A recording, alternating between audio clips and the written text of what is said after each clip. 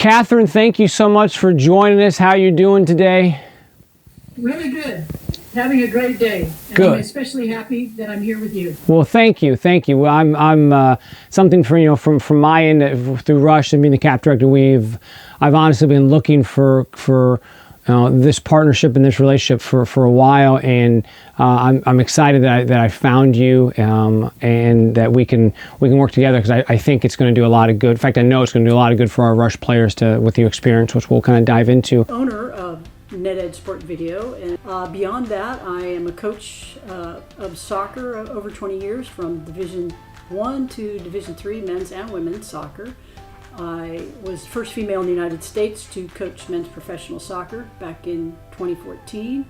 I still coach men's soccer today in the Division 3 leagues, USL Pro 2, and used to coach in the NPSL men's soccer. I'm also a coaching educator for U.S. Soccer and for United Soccer coaches. What makes a good highlight video?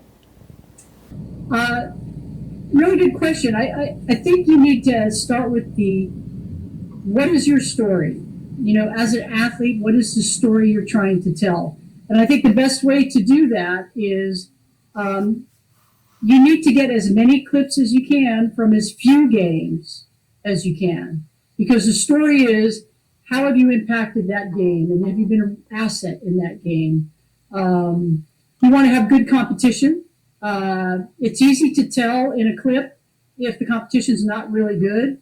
You want to keep it 4 to 5 minutes. Coaches will only really kind of look at 3 minutes max videos. Sometimes they'll go deeper, but 4 to 5 minutes is very good. And you want to show all of the clip. And what I mean by that is, how did you come to be in that moment? How did you come to be with the ball? How did you come to impact the game? And then what happened after that moment? So, for example, maybe you made this great scissor step and you beat an opponent, and that it just was really technically fantastic. And then you passed the ball to the other team right after that. So you need to show all of that, or none of that. So you can't really stop after that kind of fantastic move, because really the whole thing is, what is it that resulted out of that fantastic move? Yeah. So in a nutshell, that's kind of what makes a good video. And really, you need to tell your story. Stay away from a ton of clips from a ton of games. If I think you only, as a college coach, if I think you only impacted a game once or twice, that doesn't really tell me your story as a player. So there you go. So, and what are the importance of the highlight videos right now and with this current COVID crisis? Wow. I mean, highlight videos have really just elevated now for college coaches, because they can't go watch players play. So they are watching a ton of video, and they're really relying more on that video to discern things about an athlete and if that athlete's going to fit into their program. So, I mean, highlight videos or recruiting videos have kind of jumped to the top of the list right now. Historically, in a normal environment, your highlight video is to incentivize a coach to come out and watch you play live. But, that's not possible right now. So that video really has to show that coach what you can do and how you can impact the game. So we talk about the video, and I think as it was a great point you mentioned, that you're in a normal climate, you're inviting coaches to come out and watch you play. And so most of the time, your highlight video is really your first impression with the coach. And so can a bad highlight video negatively impact recruitment? Yeah, and I mean, when we say a bad, I think what makes a bad video is a couple of things. Don't have too many bells and whistles. Coaches are short on time. They have to get in and they have to get out of the video, and they just want to know if that's a player that's going to fit, or if they see something in that player that they like. Stay away from music. It's a distraction.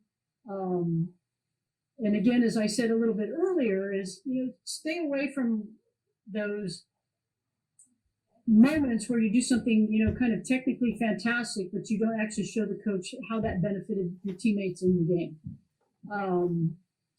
Those, I've seen some very good quality videos. I just looked at one the other day, a parent had sent me, and he said, here's, a video I'd done. And I thought the gal had some pretty good technical skills, because I could see that in his videos, and the quality was fantastic. They were very tight on the player. But the video was not useful to me as a coach at all, because I didn't see how those technical skills helped the game and the team. So it really wasn't useful, even though it was a beautiful video. Yeah, I like what you're saying. Is how are you impacting the game, and what are you doing for the team? Because you see so many highlight videos. You're right that a parent zooms in on the player, and it looks like a FIFA 20 replay. Great, you can do a Ronaldo move, but you're right, and so which I think, and it goes back, and I hate to keep bringing it up. It's just your experience, your soccer background, is what makes the videos great. Yeah, we've all seen the bad highlight videos. And on a comical note, we don't mention names or anything like that, but what's the worst highlight video, worst clip that you have seen? Years and years and years ago. This was like back in 2006. We got a video from a gal, and she didn't have any video of herself, so she sent a friend's video where she was in some of the clips, and then the other thing was, it had this very kind of hokey, graphic-y beginning with music, and that was back in the old days with DVDs. Yeah. So the DVD went after about 2 minutes into the garbage can, and we never really watched it. So was her friend actually circled? No. It was just kind of, like we mentioned earlier, kind of close-up clips of that person, and so that in itself wasn't really that great either. And it just, we just, or these days just delete. We don't get more than 30 seconds into it, and we're done. Correct. Yeah. Yeah, and I love your comment on the music too, because that's always a question I get. But you're so spot on. And I told you the story previously, but it's we're sitting in an airport, or you turn your phone on to watch it, and it's loud techno music, and it's we mute it anyways. We're watching, laying in bed watching. We're trying to watch highlight videos any way we can, especially when the recruitment season hits, or you're sitting on a bus traveling. So the lack of music is important. It's and you don't want to be distracted, and right. If in the scrolling credits, that you see, kind of the Star Wars type, credits. So that send a player resume. Yeah. That has your accolades, your GPAs, your accomplishments, your captain, your this, your that, your games played. I mean, have that on a single sheet of paper, email, or whatever that you send to the coach that they can have, and they can just look at that without having to look at the video. Yeah, because the highlight video is two together, I think. Yeah. What you want to send to a coach. Yeah, because the highlight video is exactly what it is. Focus on you and what you do for the team, and then all your accolades. That's a great point. What's some advice for self-filming? Because that's really what we can do to help you. I mean, you have the games already. So what's some advice you can give to parents and players to film their own games? Well, I think, you can really do a very good job filming a game, even if it's not elevated, even if it's from the ground level, if you kind of follow a few rules of thumb for filming in general, and then sports specifically. I think number one is make sure that your camera is level, so that players are not running, up the hill, down the hill. So make sure your camera is level. Make sure the sun is at your back, so you don't get glare. Now, that's not always possible, but if you can, that's really good. Have the sun at your back. And again, think about what we've been talking about this whole time, about that player's impact in the game. So you want to film wide angle, not really tight on your on your player. You want to film wide because you want to see that player in response to the players around and the game. If you err on the side of too far away, that's better than too close. Because you can always zoom in, but you can't zoom out on the. Yeah, and even again, if you can't say, well, I can't see the number or they're a little blurry, that's actually better than if you just isolate that player. Okay. So, if and I think a good rule of thumb would be, kind of 30 yards or more sometimes. And if it's on the opposite side of the field, you zoom in. If they're getting into the attacking third and maybe there's a potential for a shot, even if it's outside the box, you want to see if you can frame it that you can have the player with the ball and the goal and have all of that in the frame at the same time. Because if you pan too quickly, all you're going to get is like this kind of streaky. And I think last but not least, if you don't film all the time and you have a typical camcorder, understand that you will not be able to see the game. You can't see it. All you'll know is whether or not it's in the frame. But if something happens, you can't see it. And so you have to kind of get used to that. Well, I'll watch this game later back on my computer. Yeah, that's a good point. Now, and you're okay with, cell phones have come such a long way. I know when we first had, my oldest just turned 9, but yeah. we before we had kids, we bought like this expensive camera, and they're like, and now it's like, man, I don't think the battery's even charged. We use our cell phone. So you can record a quality game with a cell phone. The rules still apply, even if you're going to use your cell phone. You have to still follow all of those same kind of rules that I just gave you, whether it be a camera or a cell phone. Yeah. And again, it is hard to watch a game versus seeing a game when you're filming. It's hard sometimes for the brain to take care of all that information. And they can get, you can pick up a $15 tripod on Amazon right now, and it works. So you can put on a tripod and you can try to get higher up. And now, what about? Yeah, you don't want to do it by hand. Right. Definitely stick it on a tripod, and they have, if you're using your phone or an iPad or whatever, they have holders that you can snap them in there. Yeah. Now, what about for goalkeepers? I think that's as a past goalkeeper, I think is one of the toughest things to film. Do you recommend filming from just like setting a camera from behind the goal and just letting it play on saves, or what's the best way to try to get goalkeeper highlight videos? Well, I think I don't know if you see, but my background is primarily as a goalkeeper and goalkeeper trainer. So obviously, I'm biased. I want to make sure the goalkeeper's in the frame. I knew I liked you for a reason. Maybe that's why we connected. We're both crazy keepers. Yeah. So I am always conscious of the keeper, and that's what I talked about earlier, is filming wide enough and kind of keeping that goal in the frame so you can also see how the keeper is responding to the play. I don't necessarily like from behind. Okay.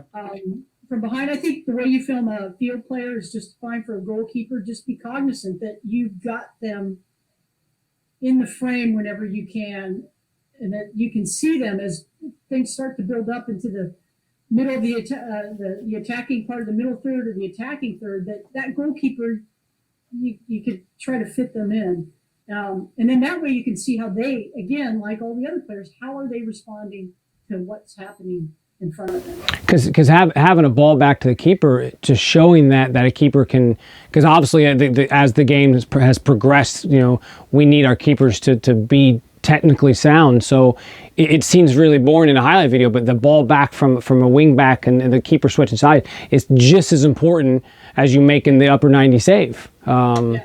Oh yeah, for sure. And how are they supporting their teammate? Are they stuck back on their goal line, or are they, out at the 18, out past the 18? Are they, how are they interacting? I think the other thing would be if like goal kicks and that type of stuff, don't zoom in on the goalkeeper. Get it all the way back so you can capture as much of the field as you can, and the keeper. And then again, that eliminates panning, but you can also see, it's easier for a coach to follow. It's not so Okay. being on a bad roller coaster ride. Wider is always better. And then last question is again for the goalkeeper is goalkeeper and field players. How are training videos? Because we gotten that question. I don't have game film, and right now people are locked up. How I guess let's take both positions for a goalkeeper and a field player. Are training videos useful? Wow, that's a great question, because we have what we call skills video for certain sports, and we don't really use skills videos in soccer for field players necessarily, but skills video do well for goalkeepers. Okay. And I think a kind of a good way to look at the difference between skills and game video is a skills video is kind of an accurate depiction of your ability when you are not in a game or in a position where you are directly influenced and impeded by an opponent. Okay. So golf, tennis, volleyball, baseball, softball, do well with skills videos, but then you get into lacrosse, soccer, rugby, things where now you are meshed in with an opponent. That game video becomes much more critical. Now, for a goalkeeper, you can do a training video. Okay. And that can work out pretty well, because again, it's not often, except for perhaps a corner or something, that you've got players in on top of your goalkeeper. So you can see their technical skills. Okay. And it's a pretty technical position. Yes. Yeah. And you talk about being the game footage. It goes back to your point earlier is coaches want to see what you're doing for the team and how you're impacting the game. Yeah. But right now is every state's going to come back and play differently. So if we look at the current climate of we're having right now, if we have a player that says, I don't have game film, should I record skills, or is it better for them to say, hey, just wait until you get back on the field? Yeah. For a keeper, I think you can film a skills film now and in this time. I would just have a bit of a caveat for a field player if that's not accompanied by a game video. I mean, too often, and it doesn't often translate. Doesn't often translate very well in this sport too much, and even field hockey and lacrosse. Again, it doesn't really translate all the time. And again, I know you're going to be impeded by an opponent. Yeah. So if you're under pressure, often the first thing that goes out the window are technical skills. Yeah. Okay. So it's better not to. Yeah. And that's it's a tough question, because we're in an environment right now that we've never been in.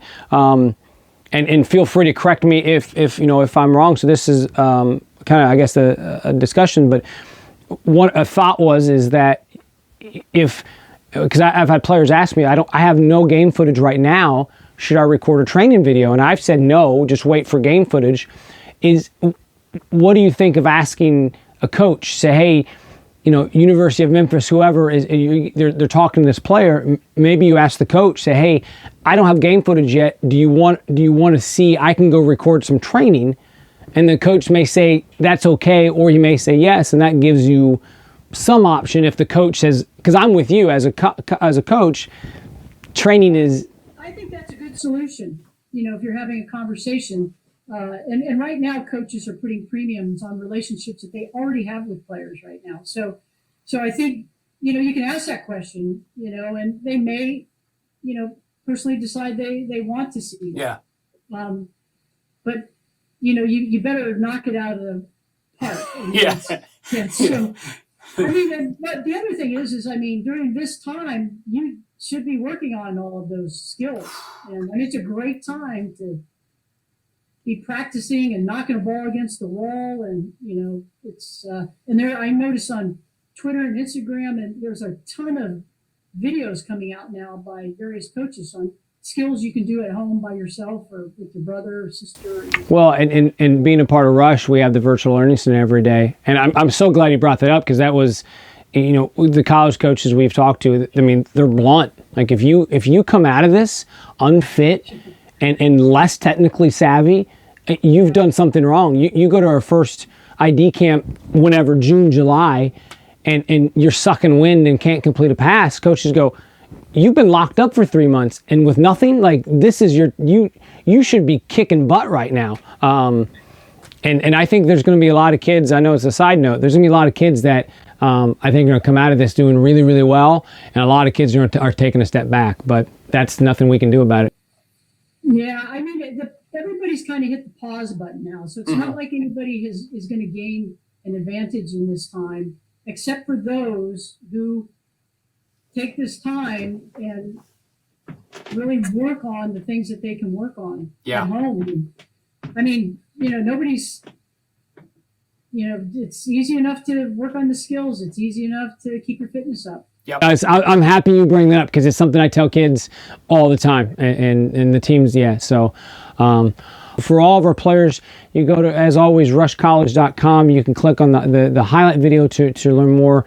This is, again, I'm incredibly excited, about this partnership and the ability that we have to help kids put together quality and affordable. It's such a great thing for these kids. So thank you, for your conversation today. Josh, thanks so much for having me. And I love the sport. I love the athletes and the kids, and I do this because it's my passion. Yeah, I enjoy it, and thank you so much for inviting me today. All right, we'll talk to you soon.